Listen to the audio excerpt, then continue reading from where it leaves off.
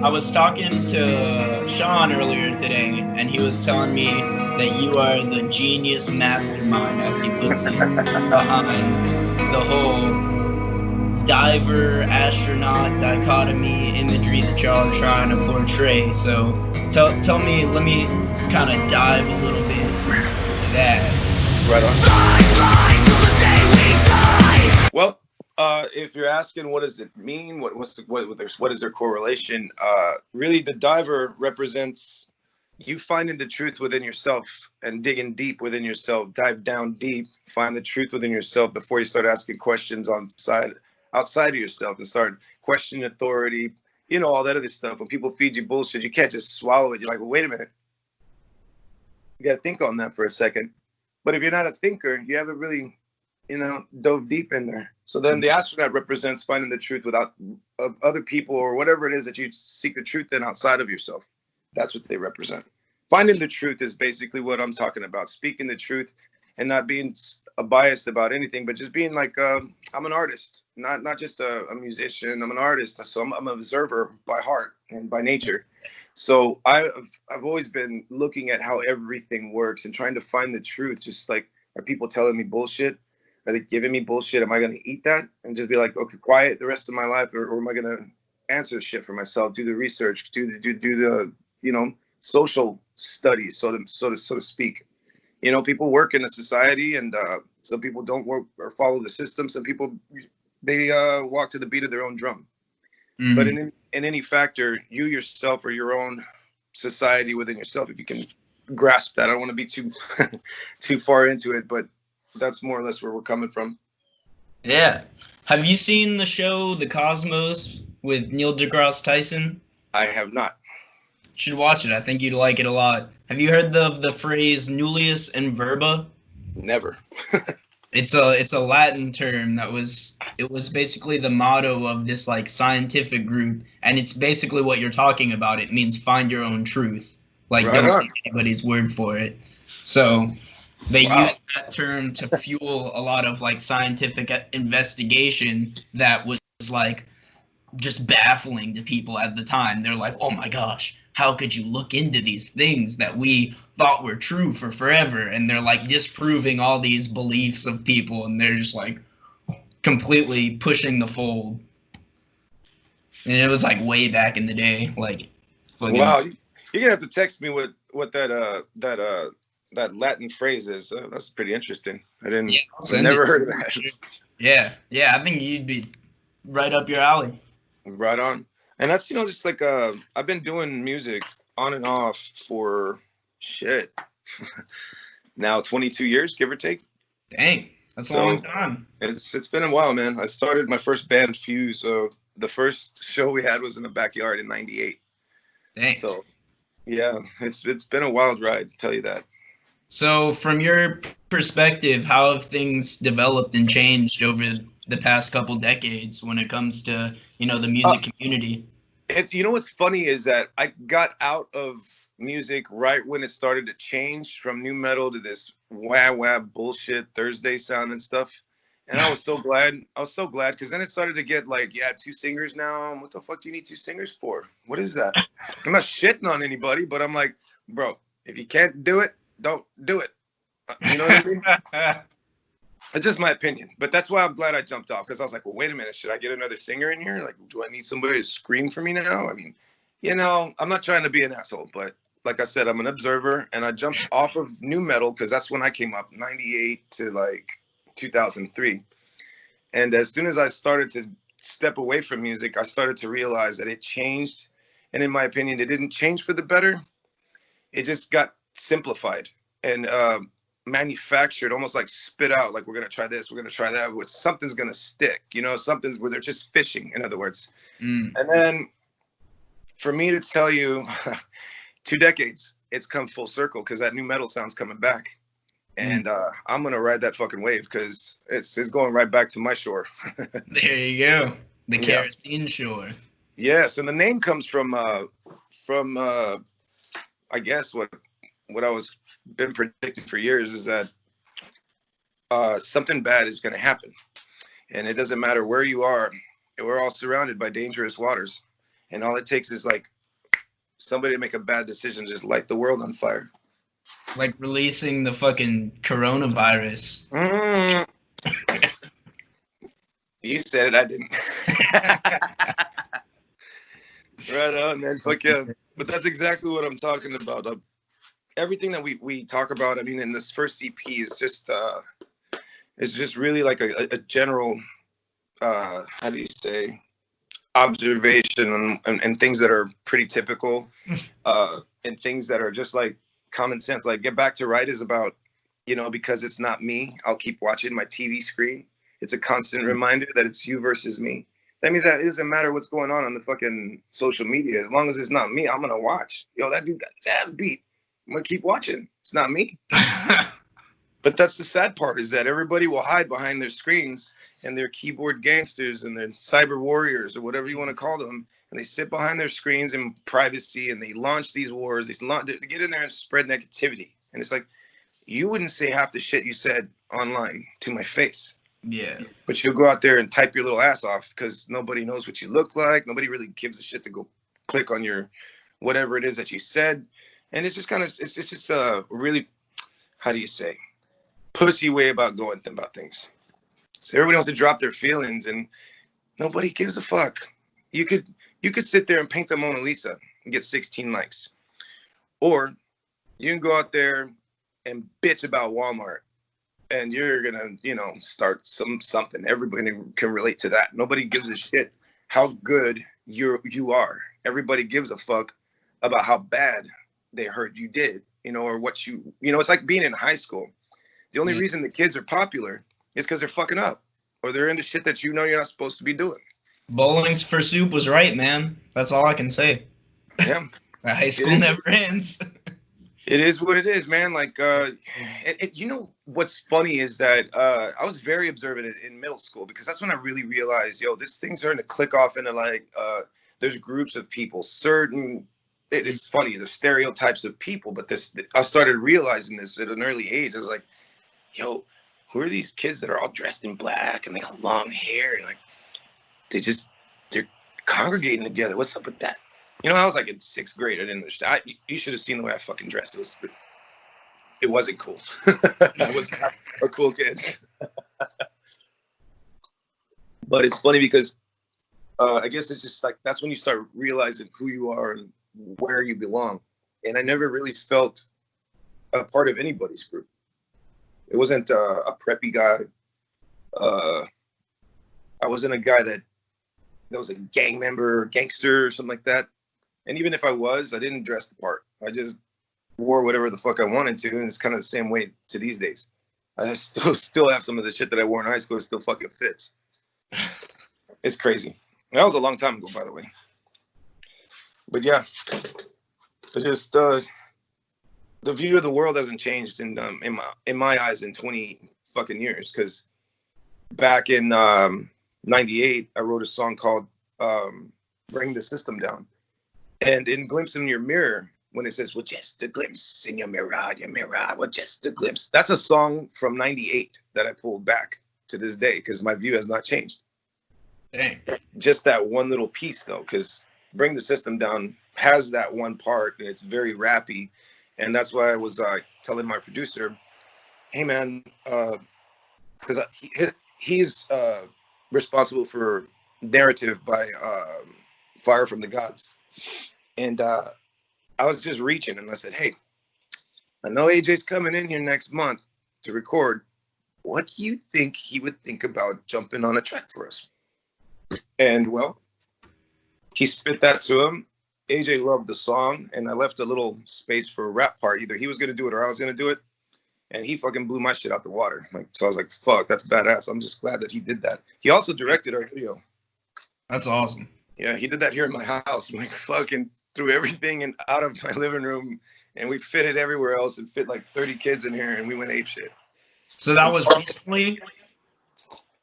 That it was released in 2018. Okay. 2018 was a pretty, not busy year for us. I think we only played like 2 shows. Because we were just being very, not yet.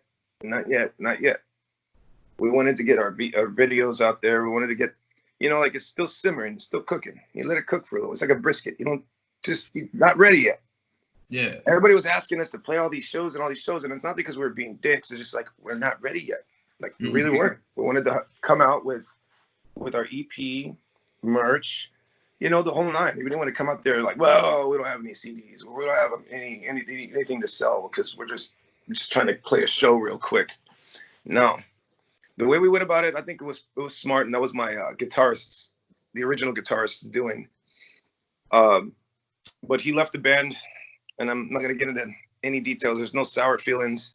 He just had to go, and it's not a, how do you say, like we didn't leave on bad blood. He I don't want to get into his shit, but he just had to split, and he left on good terms, and it is what it is.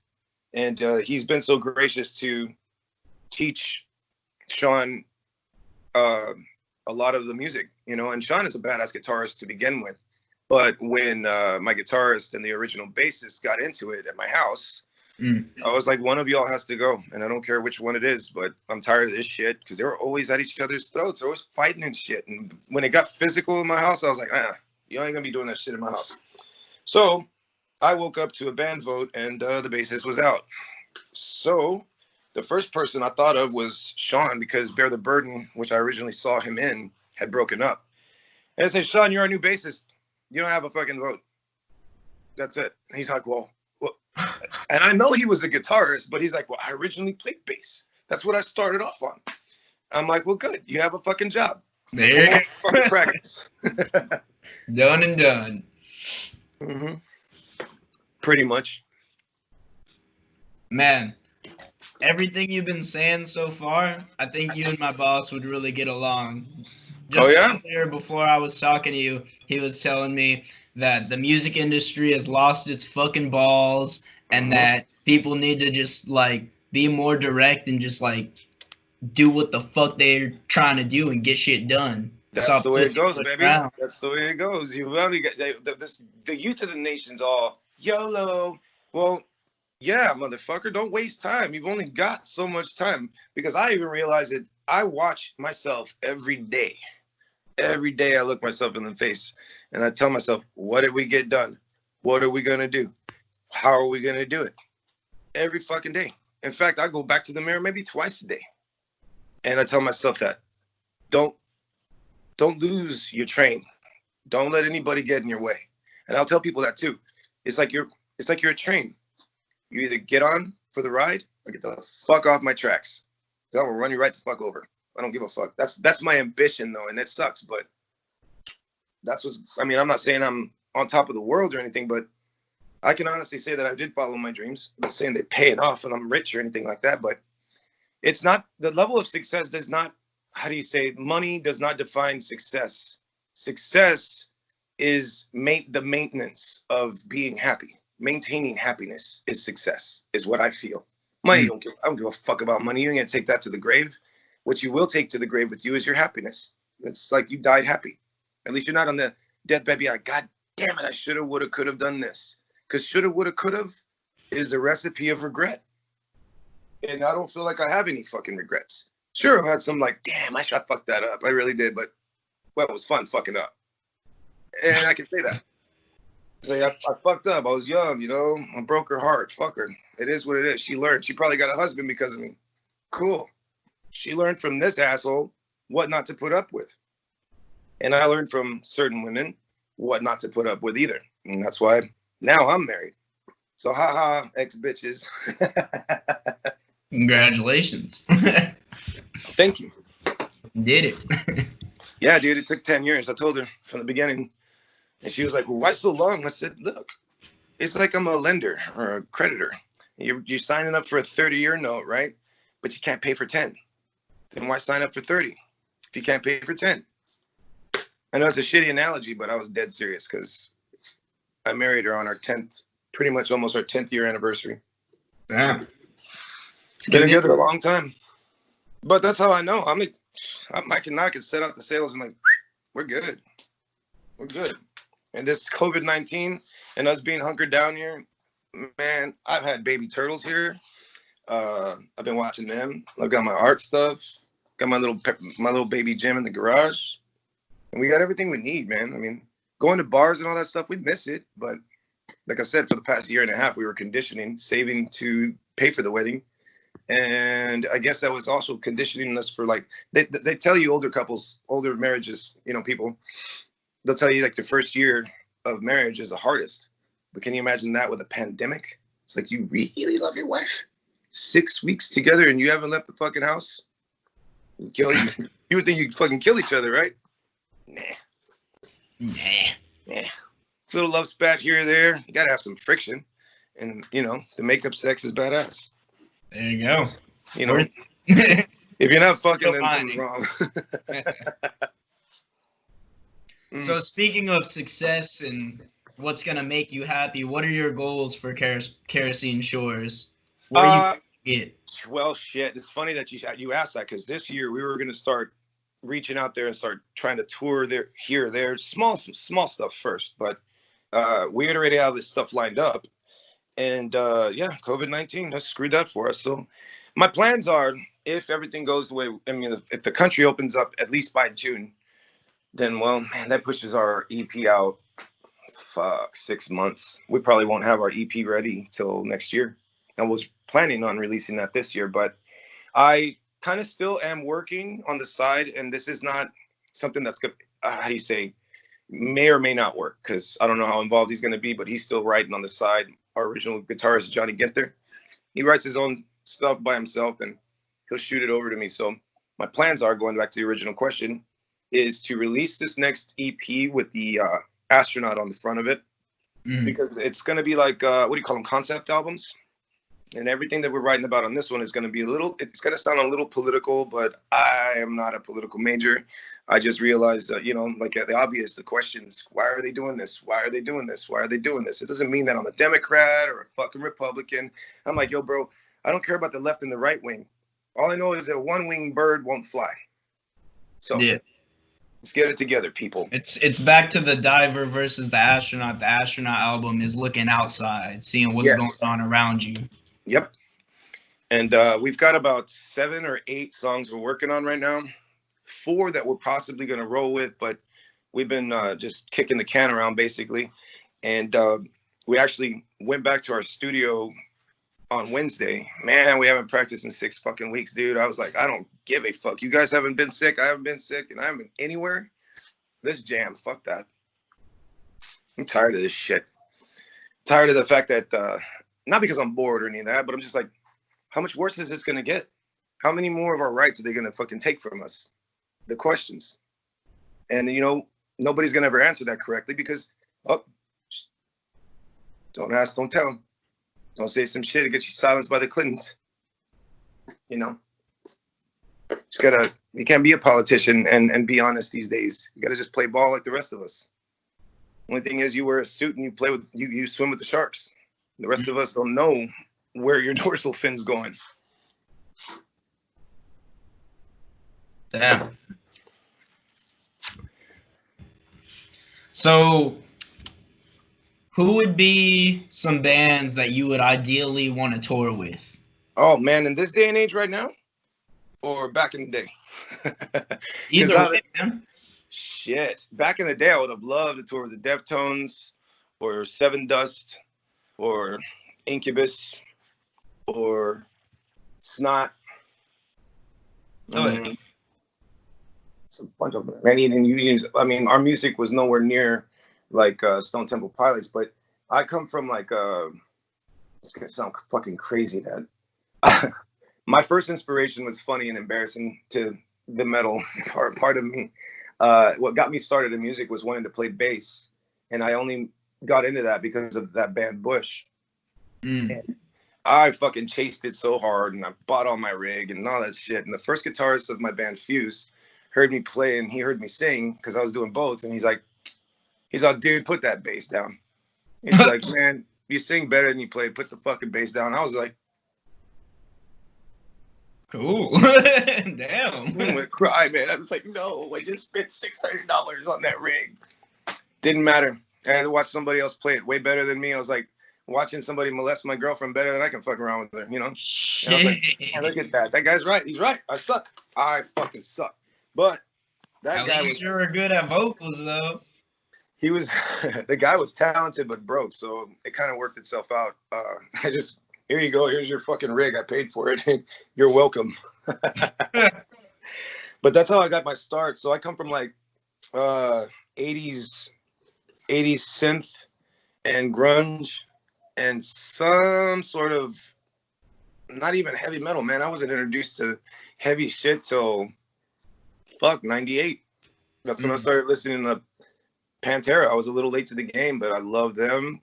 What else? Tool. I wasn't listening to Tool at all. I mean, I heard them on the fucking, rock radio stations, but I never dug in deep until Enema came out. And then that's when I started smoking weed. And holy shit, was it making sense to me. It just opened up my brain because I didn't do drugs when I was little. I still don't. I just no judgment. I just don't want to fuck up my brain. I just smoke a lot of weed. That's how I stay leveled out, because otherwise my ADD would lead me to have to take Adderall, and I don't take medication at all, dude. I don't do Tylenol. I don't do ibuprofen. I don't do shit. And keep the system clean. There you go. Mm-hmm. That's why you the genius operator of the submarine. I like that. The submarine. Just like a submarine, Mr. Wayne. Yeah. A yellow submarine. That's what we're all in. There Trying you go. to figure out what's going on around us. Try to navigate your path, but stay on it. Because once you veer to the left or right, you're going the wrong way.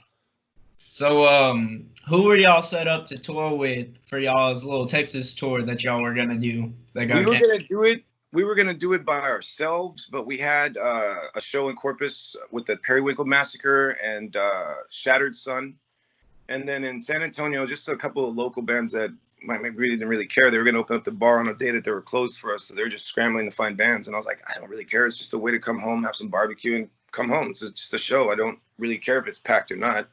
Because to me, whether it's 500 or 500 people, we're still going to throw the same show. And I'll be like, oh, look at this shit, man. Fuck this show. This is trash. Like, man, shut up. It's 5 people showed up to you, man. You don't know what they went through to get here. Fucking play the show. Shut up. No. And it is what it is. It's I have a few bands in mind that I've already talked to that had agreed to this, but I can't really say that we lined that up correctly. But then again, it hadn't been discussed in this year, like, yo, this is really going to happen. But to whom it may, Anova Skyway and ourselves, we're going to do this little Texas tour. And we just got busy, and it was just like, whoa, it was never talked about again. But we did talk about it last year, in a hypothetical sense, and they were down to do it. So for plans for the future, and it probably won't happen this year, but I would say spring next year, we'll be hopefully holding on to a physical CD. I mean, I know they're a thing of the past, but it's like a business card nowadays, and it's something for people to get a signature or whatever. Look at if it's more or less for the collector sense. Because when I was younger, I used to like to get the CDs and open it up and see the artwork and read the lyrics and all that stuff. And that's what we try to provide that, because getting everything downloaded and streaming and all that shit, CDs sound way better. I don't give a fuck. Put me next to a fucking music engineer. I don't give a fuck. I'm a fan of music as much as I'm a fan of making it. So when I listen to a CD, it sounds so much better than a stream. Period. So that's why we have the physical CDs. I know that you got these millennials that are, fuck is this round thing? I'm supposed to have what, fucking CD player in a car? My car doesn't even have fucking ashtrays anymore. It doesn't have a fucking CD player either. So it's become obsolete, and it's kind of sad. So when you ask me how's the scene look in 20 years, I've seen it change. Like not only musically, but the way that you're getting your sound. Is it phonetically? Am I using that right, or am I using that wrong? Audibly. Yeah, my bad. Wrong word. Audibly has been different. Like everything is digital now. Everything is, go to my link and you can stream this, stream that, stream. How about you go to a fucking show? Pick up a fucking copy and go listen to that shit and look at the lyrics and read it as you're fucking, listening to it, and look at the artwork. It's kind of like a learning experience in 3 ways. You're looking at it, you're feeling it, you're listening to it. You're learning 3 ways. And in the stream, you just can't get that connection with people. You can, but you can't. You pick up a CD or a fucking vinyl, you're buying that shit for the collector's sets. In fact, I'm not gonna just talk shit. To whom it may. Amen. Yeah, signed and everything. Look at that. Badass cover. See? So I'm not just sitting here and talking shit. I practice what I preach, and I just try to, I don't know, wake people up. Yeah. 90% of the music I own is vinyl records, and then a good, like,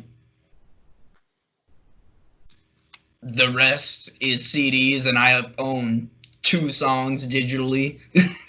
Yeah, dude. I mean, I have my iTunes collection, and that's, just because, God damn it, my truck got broken into, and all my favorite CDs were in this one case.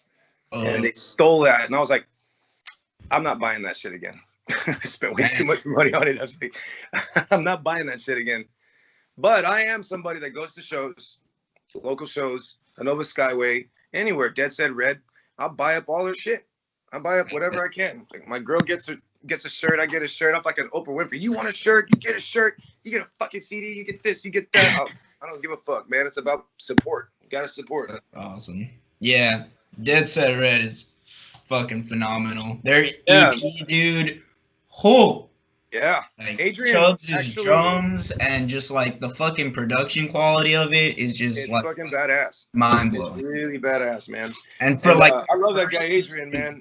They really came out with their best foot forward. Yeah, man. That boy he's got some range on him, I'll tell you that. He's got the pipes. He gets up there. But the funny thing about them is the singer was our videographer at the wedding.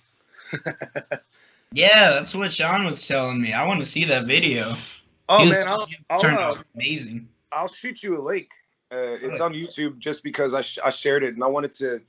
I know it's a very private thing, and you probably shouldn't share that, but I was like, no, I need people to see how beautifully shot this was, and I needed to give Adrian, on top of whatever was settled out money-wise or whatever, I needed to give him an extra thank you for doing this and making it look as badass as it does, because, bro, he saved our ass. That shit was fucking beautiful. That's awesome. Check 1 2 production. Yes, sir. That's badass. It's just a fucking witty ass name, and it's not. Yeah. That goes with saying that's a witty ass bastard. I don't know if you paid attention to his timeline, but he's got some funny shit. I'll have to get on that after this. Go laugh a little bit. Fuck yeah. I'll shoot you that link to the YouTube, but hell yeah. Are you cool with me chopping this up, using it, putting it online on YouTube, social media, and dude, using the audio? As long as you send me a link, we're good. I don't give a shit, man. Use it however you want to. Use the audio on the radio show on Rock Rage. Go for it. All right. Cool. Yeah, man. I don't. Hopefully, I don't come off as an asshole, but if I do, it's just because I'm honest. Nah, like I say, the dude who owns the station, you would get along with him really well, cause yeah, he's the one who was like telling me like music industry has lost its balls and shit, and like so it's lost the truth. It's fabricated. It's not true anymore. It's like rock and roll died a long time ago. I get that. But we've been kind of carrying the casket for a while. It's time to open that motherfucker up and Weekend at Bernie's that shit. Hey, you be the Walking Dead. I don't give a fuck, because I come from the old and I'm in with the new, and shit. My band's like 10 years younger than me, bro. It's funny because when they talk about, oh, I was playing since blah blah blah, I was like, oh god. I'm like, bro, when you were 10, I was already 21 on stage and doing my shit, you know. And I'm talking specifically because me and my old guitarist used to get into it because he's a badass. Johnny Ginter's a bad motherfucker, but a little cocky. So when you get in his little cocky moments, to be like, hey, listen here, little guy. You're 10 years old. I was already on stage, motherfucker. So don't give me that shit. There you go. Well, would you mind doing me one last favor and just say, I'm Eric James. You're listening to Snow Time on Rock Rage Radio. Snow Time? Yeah, that's the name of my show because my last name is Snow. Oh, okay. Rock Range Radio. I don't know why I'm writing this down like okay. So I'll say, this is Eric James from Kerosene Shores, and you're watching Snow Time on Rock Rage Radio. There you go. Okay. So that's it. That's all I had to do. Yeah, I'm gonna just put that snip in that audio clip in the radio show, and I'll send you the link. That's on www.rockrageradio.com is where they play it. So, badass. Yeah. Well, I appreciate your time, dude. Yeah, no, I appreciate your time, man. I feel like I learned a lot, and like I saw you guys perform at Tune Out Cancer, and it was fucking badass, dude. I was Thanks, just like, man. I did get to know this fucking like. Yeah, we were very lucky to be invited to that and be invited to play South by Southwest and then the So What festivals. Those have been like the highlights of our little career, the little time that we've been around. Where did you play at South by? South by Southwest, we opened up for we were almost direct support for red jumpsuit apparatus at the Dirty Dog. Nice. That's awesome. Yeah, it was cool, man. It was. I actually went and played at Dirty Dog for this South by, but it was dead. It really? Well, because they had already canceled the festival, the official festival, and it was like we played for the bartender and like 3 people. And we were the only band of 10 bands that were supposed to show up that night. We're the only ones who committed and actually showed up. Fuck. Everybody else banned. Man, this fucking COVID-19's got took all of the musicians' balls and said, nope, you're gonna wait. And we were supposed to go back there 3 nights later with a bunch of people from our record label, Curtain Call Records, and we had to call the owner and be like, hey, tell everybody not to come because they're gonna waste their money traveling out here to play for nobody. Oh, yeah, that sucks, dude. Yeah. Hey, but you know what? It can only get better. It's all I can look forward to and being positive. I mean, we don't know what they're doing. I'm not going to sit here shooting conspiracy theories. I just don't believe it. And it's scary to see what they can do by spreading lies and fear. That's all I can say about that. Well, if you're down to shoot me the wave file for In Your Reach, that way I can put it on my show, get you broadcasted on the radio show, and then I'll put in like some snips of you talking about it and everything. Yeah, I'll get you up on there. Okay. You want the latest song then? Do what? You want the latest song? Yeah. Okay. I mean, you can send me literally whatever you want, and I'll work them into shows because it's like a weekly show, but like that's just the first one that comes to mind, because that's the new one. Okay. Well, and everybody usually wants to push their newest releases and whatnot, but yeah, right. I'll send you my email. I would honestly, just because of the fact that it was a collaboration, I would prefer. I mean, I'll send you all the songs. Play what you want. I mean, I would prefer to use "Glimpse in Your Mirror" because AJ from Fire from the Gods is on that, and those boys are coming up. There you go. It's funny, man. Me and that guy get on Modern Warfare and play Warzone. It's just fun. You never know that being locked up would be so fun. But anyway, man, shoot me your email and all that stuff on the chat, and I'll shoot you a link to the wedding so you can see what Adrian did for us. Or you can scroll down far enough on my Facebook timeline. It's probably about a month down that I gave him some respect and put it out there for everybody to check it out. All right, man. Sounds good. I appreciate your time. All righty, buddy. I'll talk to you soon. All right, talk to you later. Thank you. I rewind to a different time, a different state of mind. Young and reckless, causing rocket straight up out of line. Caught in that mental feeling, I got no future in sight. Walking in the light, all I could do was fight. Another day in paradise, searching for answers. Battling my demons and monsters. I can conquer my fear of the sun. Facing like the truth, like a dead man staring down the barrel of a gun. I could run, after seeing time through this weathered eyes. Somewhere deep inside, I feel like I can run it. Life flashed before my eyes, it's logical. I don't wanna die. Give me some time.